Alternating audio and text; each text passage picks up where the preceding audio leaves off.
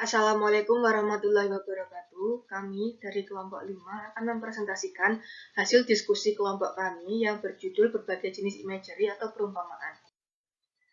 Anggota kelompok 5 yaitu Nabila Simarani, yang kedua Windy Aprilia Sofyana, dan yang terakhir Zulmi Rahmawati. Simbol visual dan simbol verbal.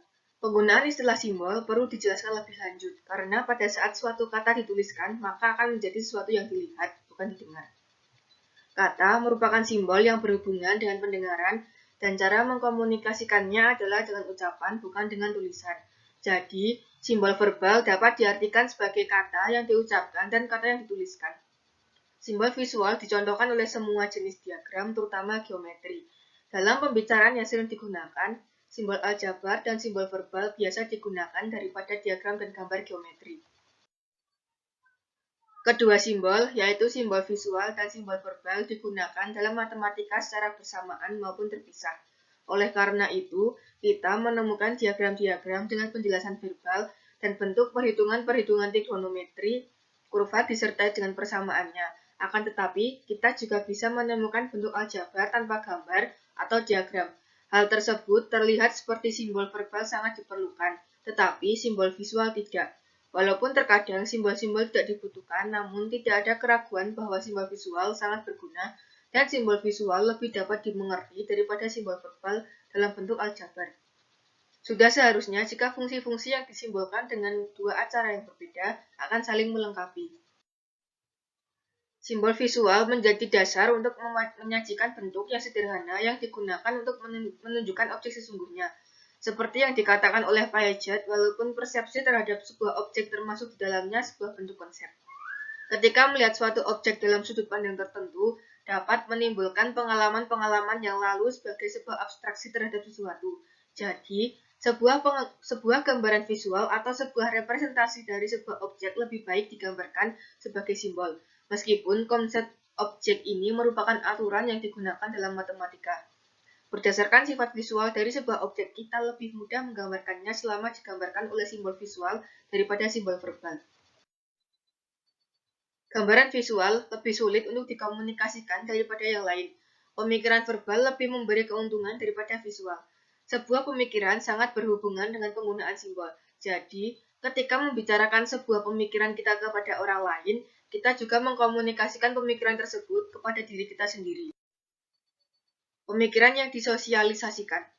Pemikiran verbal cenderung lebih disosialisasikan. Hal tersebut memperluas hasil akhir tidak hanya pemikiran kita, tetapi juga dengan hal yang lain, dan interaksi keduanya. Untuk melihat sesuatu secara harfiah, dari sudut pandang orang lain, seharusnya kita berdiri di tempatnya, atau menerima gambaran darinya karena orang lain dapat mengatakan pada kita apa yang dia lihat, dan kita dapat mendengar suara yang sama pada saat berdiri pada tempat yang berbeda dan melihat arah yang berbeda. Penglihatan bersifat individu dan pendengaran bersifat kolektif pada sesuatu yang nyata. Ketika sangat berharap untuk menegaskan aspek individu daripada aspek kolektif, kita berbicara tentang sebuah sudut pandang. Aspek merupakan sebuah perubahan visual. Jadi, perbedaan antara simbol ini adalah visual, lebih sulit diutarakan atau lebih individual, sedangkan verbal lebih mudah diutarakan dan lebih kolektif. Manusia merupakan makhluk sosial, dan manfaat dari komunikasi sangatlah besar. Manfaat komunikasi merupakan hal yang kebetulan dan tidak muncul dengan sendirinya secara alami. Simbol-simbol visual dalam geometri. Geometri menunjukkan bahwa dirinya merupakan konteks yang menguntungkan untuk menyelidiki pertanyaan, karena merupakan salah satu cabang matematika di mana diagram merupakan bagian yang penting.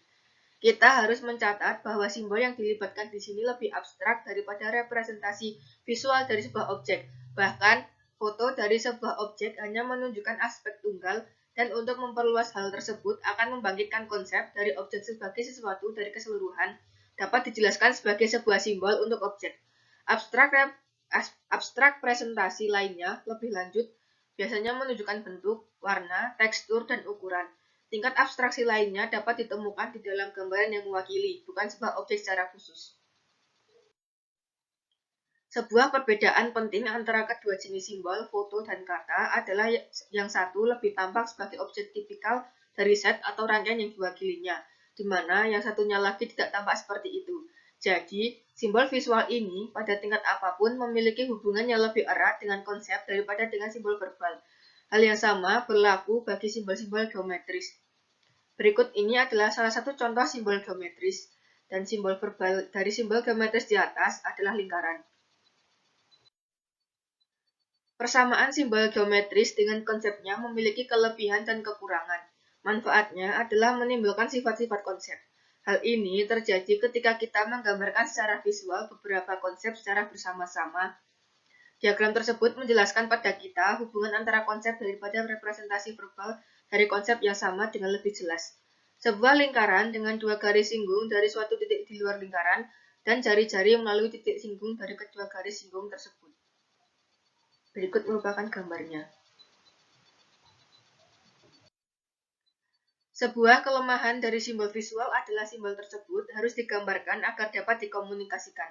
Ingat bahwa simbol itu tidak menyajikan suatu lingkaran tertentu, garis singgung, dan lain-lain.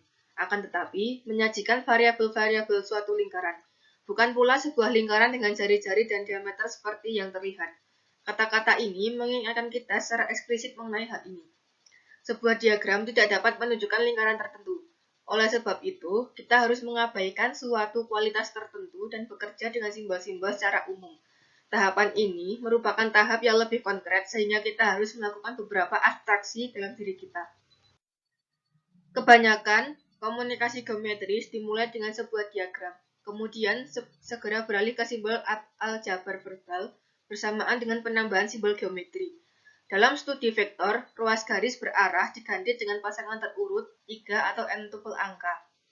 Sebuah kerugian pada simbol visual yaitu simbol visual harus digambar untuk dapat dikomunikasikan, tetapi pensil dan kertas, papan tulis dan kapur cukup mudah untuk digunakan. Kita juga harus ingat bahwa itu menggambarkan bukan sebuah bagian lingkuran tertentu, garis singgung atau lainnya, namun menunjukkan variabel sebuah lingkaran, bukan lingkaran dengan pusat dan radius yang kita lihat. Karena diagram tidak menunjukkan lingkaran tertentu dan lainnya, kita harus ingat untuk mengabaikan sifat tertentu dan bekerja dengan suatu hal umum yang bisa melambangkan, karena itu adalah sebuah tahap yang lebih konkret. Kita harus melakukan sesuatu abstrak diri.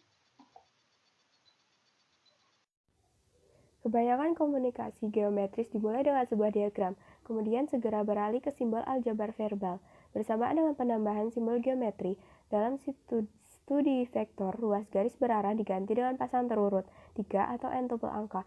Sebuah kerugian pada simbol visual yaitu simbol visual harus digambar untuk dapat dikomunikasikan, tetapi pensil dan kertas, papan tulis dan kapur cukup mudah untuk digunakan.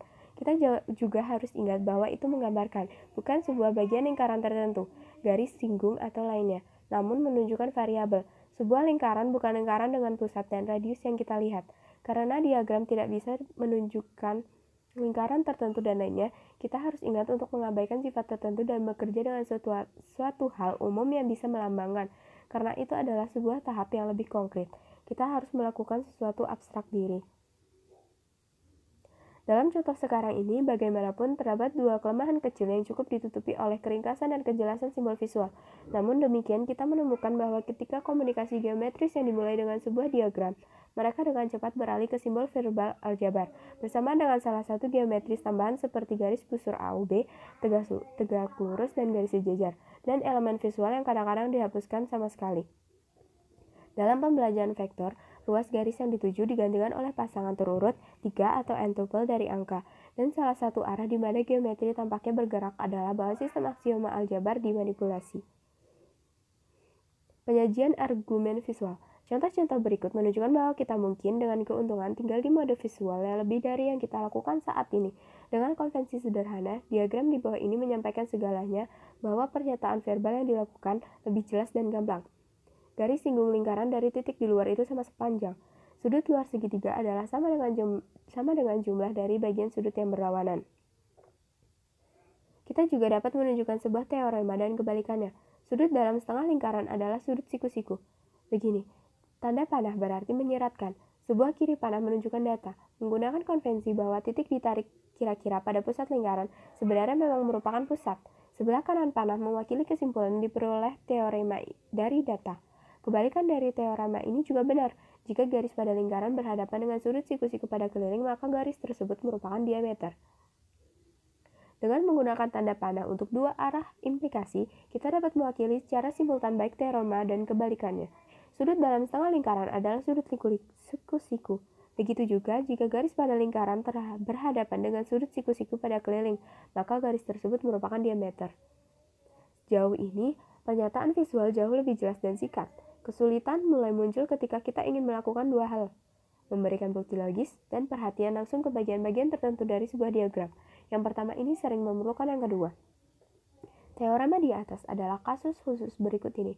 Ukuran sudut di pusat lingkaran adalah 2 kali ukuran sudut dikelilingi oleh garis yang sama. Bukti dari teorema yang sebelumnya menunjukkan bahwa kita dapat mempertimbangkan garis lurus ini sebagai sebuah sudut dengan ukuran 2 sudut siku-siku, memiliki titiknya di sini, di sebuah pusat lingkaran. Teorema yang terakhir diberikan untuk memberitahu kita bahwa sudut ini 2 kali dari sudut yang ini, tetapi ukuran sudut ini adalah 2 sudut siku-siku sehingga ukuran sudut ini adalah 1 sudut siku-siku.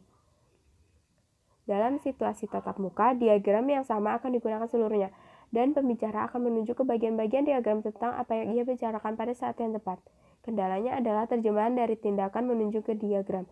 Setelah kita tarik panah, kita tidak bisa menghapusnya dengan cara yang sesuai dengan penarikan tangan seseorang. Kita harus kembali menggambar diagram tersebut. Dan panah juga mengacaukan diagram karena mereka terlalu seperti menyatu dengan diagram. Warna yang berbeda dari panah dan diagram akan lebih menyatu. Penggunaan kata-kata lain telah menganjurkan klasifikasi baru untuk membaca. Misalnya, bahwa garis lurus dapat dianggap sebagai jenis tertentu dari sebuah sudut. Ini juga dapat ditampilkan secara visual. Diketahui bahwa angka pertama mewakili data. Untuk perbandingan, di sini adalah bukti konvensional yang sama. Data AOB adalah diameter lingkungan dengan pusat O. P adalah setiap titik pada keliling. Untuk bukti garis busur APB sama dengan 1 RT. Bukti garis busur AOB sama dengan 2 garis busur APB. Tetapi garis busur AOB sama dengan 2 RT kurang dari sisi karena AOB adalah garis lurus. Garis busur APB sama dengan 1 RT kurang dari QFD. Di sini kita menggunakan huruf sebagai pengganti untuk menunjuk. Ketika huruf-huruf yang ditemukan dalam bukti verbal aljabar, kita kemudian harus menumpukan huruf-huruf tersebut dalam diagram, dan ini memberitahu kita di mana pencarinya. Bagaimana pendekatan visual murni mengatasi bukti yang lebih kompleks. Ruang harus membatasi kita ke salah satu contoh lebih lanjut. Sebagai bukti dari teorema ini lebih umum sudah disebut. Selanjutnya yaitu kedua sistem dalam hubungannya. Setiap titik pada bidang kertas ditentukan oleh jaraknya dari 2 garis, biasanya tegak lurus, yaitu dengan 2 angka ditulis sebagai pasangan terurut. Koordinat ini bisa positif ataupun negatif.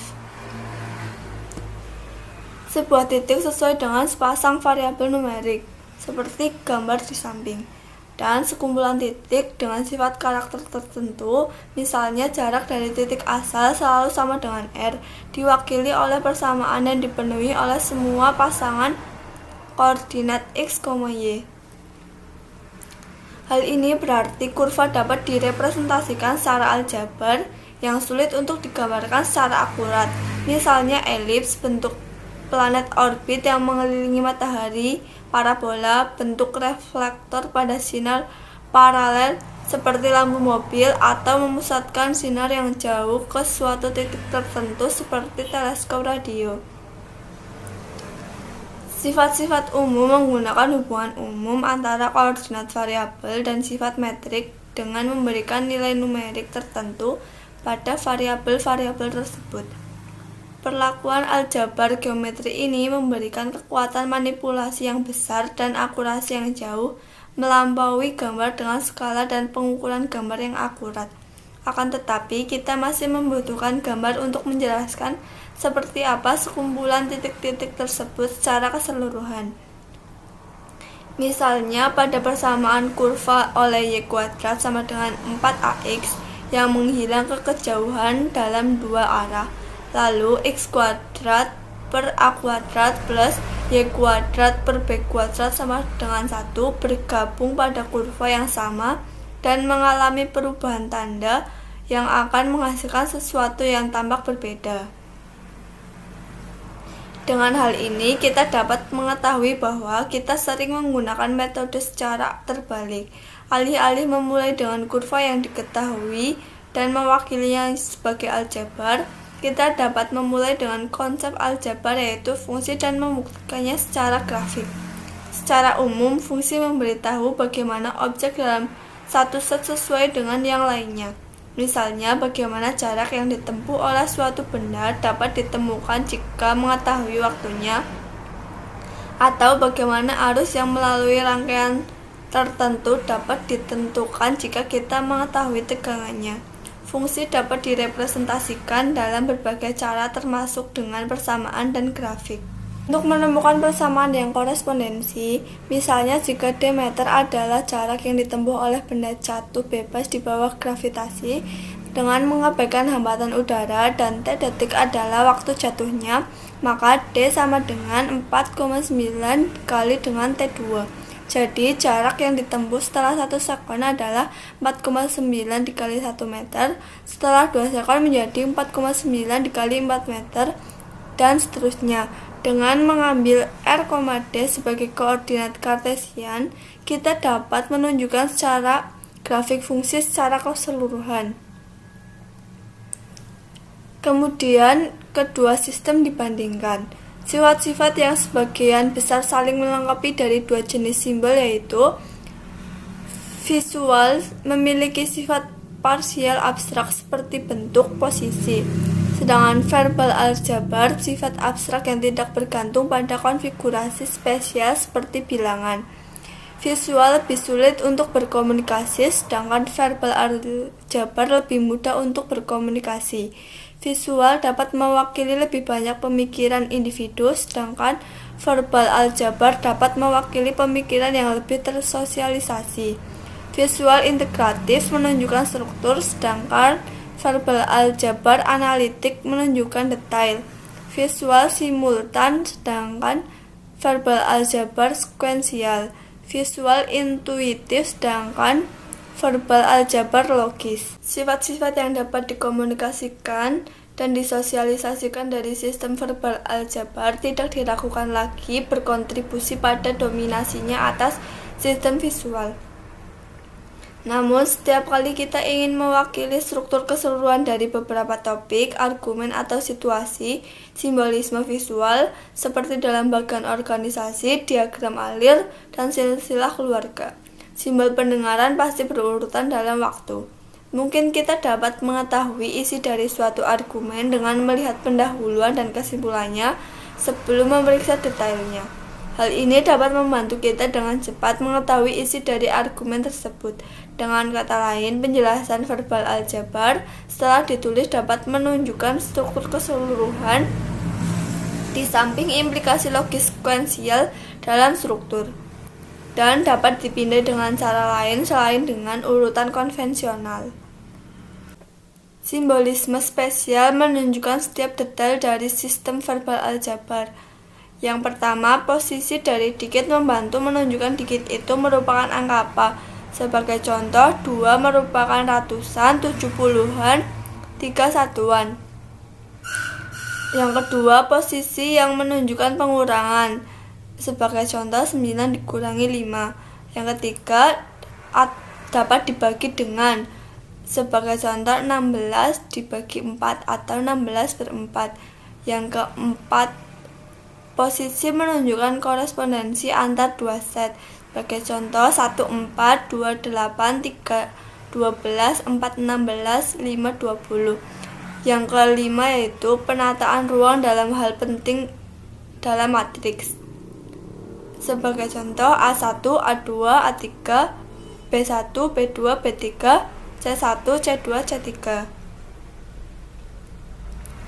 Perbedaan individu dalam imagery yang diperhatikan oleh Galton dan disebutkan di awal, berpikir imagery visual adalah hal yang paling menguntungkan untuk mengintegrasi ide dan bukan kebetulan ketika pertama kali kita menyadari bagaimana ide-ide berhubungan satu sama lain. Kita merujuk pada pengalaman sebagai pandangan yang jelas, bukan sebagai pendengaran.